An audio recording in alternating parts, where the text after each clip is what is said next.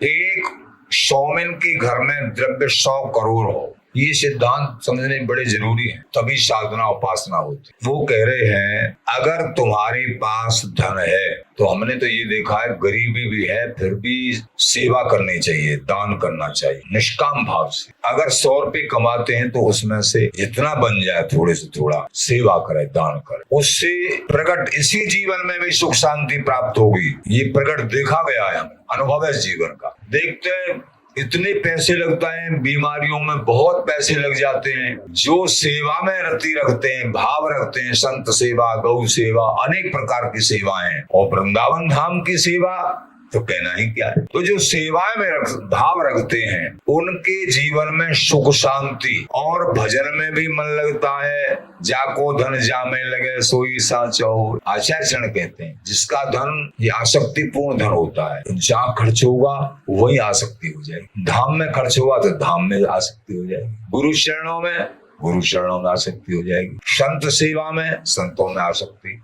प्रिया प्रीतम की सेवा में तुम आसक्ति। जहां लगाओगे इस आसक्ति पूर्ण धन को निष्प्रिय भाव से, निष्काम भाव से, उनमें प्रेम बढ़ जाए, आसक्ति हो, ये प्रभु प्रेम दाता हो जाएगा। हमने देखा है बहुत ऐसे इनका धन नहीं है, रोज ला रहे हैं, रोज खा रहे हैं, फिर भी उसमें से बचा के थोड़ा सा उनको कहीं से सत्संग प्राप्त था विशेष, वो देखा हमने। उसमें से भी एक बार तो ऐसा घर की पूर्ति नहीं हो रही है, लेकिन उसमें से भी निकाल के रखा। लेकिन आगे हमने उनका जीवन देखा, बड़ा धन धान संपन्न, सोच भी नहीं सकते। ये सेवा में बहुत बड़ा, बीमारियों में फिर पैसा नहीं जाता है जब सेवा में भाव से खर्च करते हैं तो, और नाना प्रकार की जो बाधाएं संसार में वो समाप्त होने लगती।